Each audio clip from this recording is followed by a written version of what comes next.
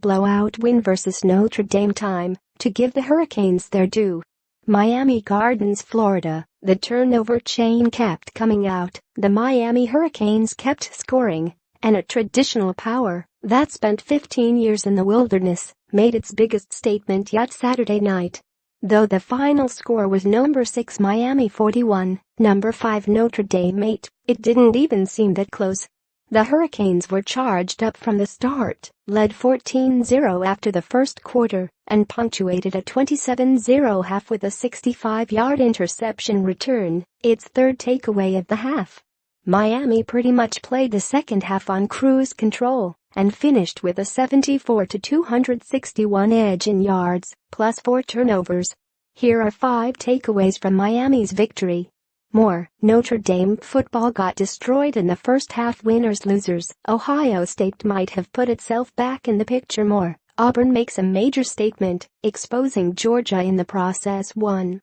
So, Miami's back.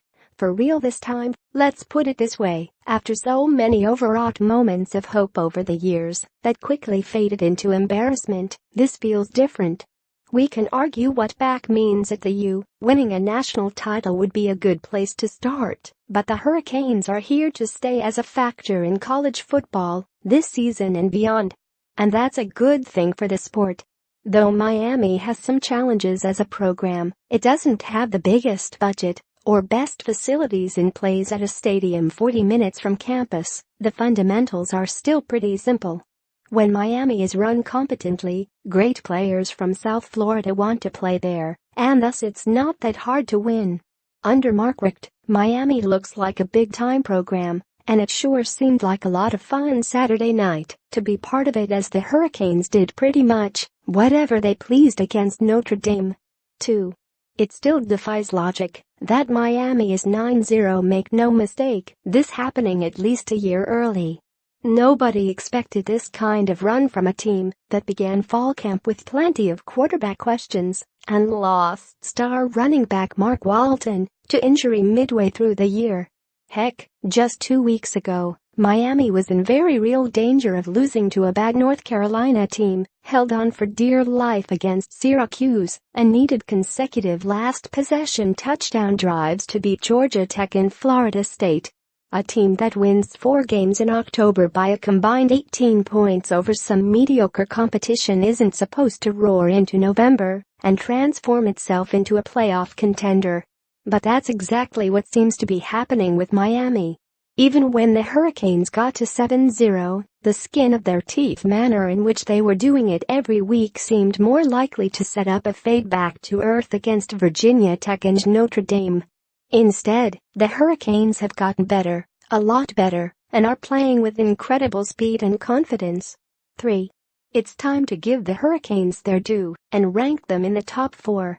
Miami made its debut at number 10 in the initial college football playoff selection committee poll and only ticked up to number 7 last week. It's finally time to give the Canes a boost, all the way to number 2 behind Alabama.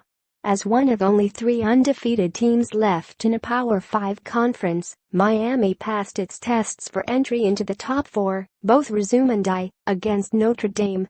Though the Hurricanes' total resumed might not hold up to great scrutiny, with Virginia Tech losing Saturday, Notre Dame could be the only ranked team they've beaten thus far. It's late enough in the year where you have to reward winning. And Miami didn't just beat a Notre Dame team that came in 8-1. It was a total domination. 4. The ACC title game is looking like a de facto quarterfinal. We now know that Clemson and Miami will play in Charlotte on December 2 for the ACC championship. Incidentally, it's the first time the Hurricanes have played in that game since joining the ACC in 2004. But something much bigger probably will be at stake.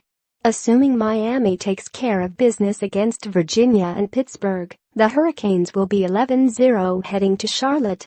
If Clemson does what it's supposed to do against the Citadel in South Carolina, which could be a tricky game, particularly in Columbia, the Tigers will be 11-1. That makes the math pretty simple for the selection committee. The winner of that game will be in the playoff. Even in Miami fans' wildest dreams, the idea of coming this close to a playoff bid just 2 years removed from the Al Golden seems too good to be true. 5.